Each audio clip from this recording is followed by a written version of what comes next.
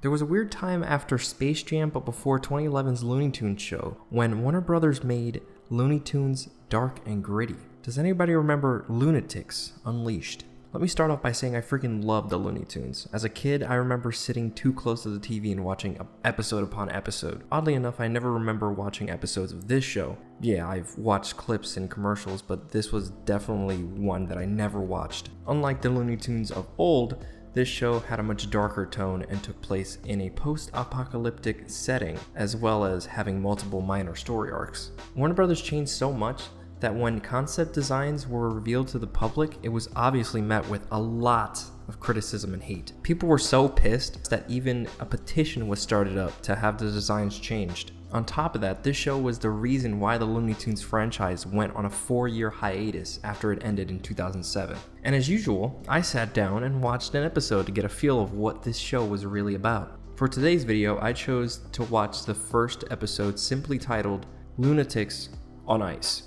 We begin on a strange looking planet in a futuristic city called Acmetropolis. Wow, was the creative team out sick that day? That's as if I were to name a city Who Cares-opolis. Apparently it's the hottest day ever, with the temperatures reaching over 100 degrees with the civilians literally dying. But if it's so hot, why not just go back home and stay away from the outside? Suddenly a giant iceberg emerges from the water and completely decimates the city, freezing everyone in the process. We then cut to the Loonatics talking about the frozen pizza that Roadrunner got somewhere. By the way, I know they have their own unique names, but it's a lot easier to just call them by their original Looney Tunes names. Anyway, they're alerted to what was going on outside when Tasmanian Devil comes in, freezing to death. The city is shown to be getting consumed by the ice, and the intro plays. Watching this intro just made me realize that this show is just Warner Brothers' attempt at doing the X-Men, but with Looney Tunes characters instead. After the intro, we cut back to our heroes sitting at a table, making bad jokes and talking to a weird holographic woman. We find out if they don't get this ice figured out, then the Earth will face another ice age. Coyote gives them some cool blasters, and unsurprisingly, Tasmanian Devil messes up and shenanigans ensue. Our heroes try to thaw the iceberg with their blasters, but that does absolutely jack shit. They get to the surface, and Tasmanian Devil does a crazy heat spin that actually melts it. Bugs Bunny thinks their work here is done, but out of nowhere, the remaining ice breaks apart and a weird spaceship is revealed. Night soldiers come out of the ship and threaten to take over the world. Bugs and the main knight have a fight, which ends with our heroes frozen in a block of ice. Wait a goddamn minute. Those are not the poses that they were doing when they were frozen. What even is continuity?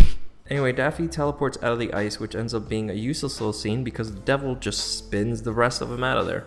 They walk over to a weird ringing payphone attached to the side of a building and have a conversation with the holographic woman again. We find out that the knights are actually techno-Vikings that were frozen back in their own time and were sent to this dimension when the meteor that created the Loonatics struck Earth. Once the exposition was dumped onto us, the Loonatics are hit with a giant ice blast, knocking them all to the ground. A techno-Viking ship is revealed to be the thing shooting the ice blast at the city. The Loonatics try to use their jetpacks to get to the boat, but are completely frozen. So Coyote, who I've realized is basically the Donatello of the group, brings out their motorcycles. They fly over and there's a pretty cool action scene.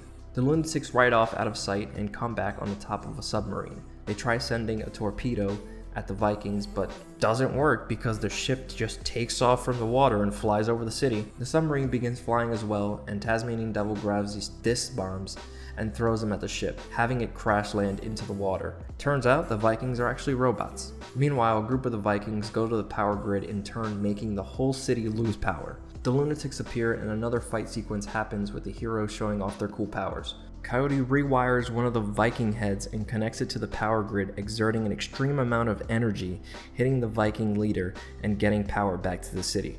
Before the episode ends, they eat pizza, talk to the holographic lady again, and all ends that ends well. And that's it. Ignoring the horrible jokes and continuity errors, I honestly didn't think it was the worst. Maybe there's later episodes that turned out worse, but as a person that never watched it originally, I thought it was a pretty okay show and would have definitely been right up my alley if I watched it as a kid.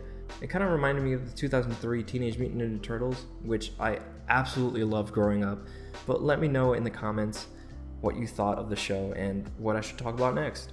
Anyway, if you enjoyed the video, please leave a like and consider subscribing to watch more content like this. Thanks for watching, and I hope to see you again soon.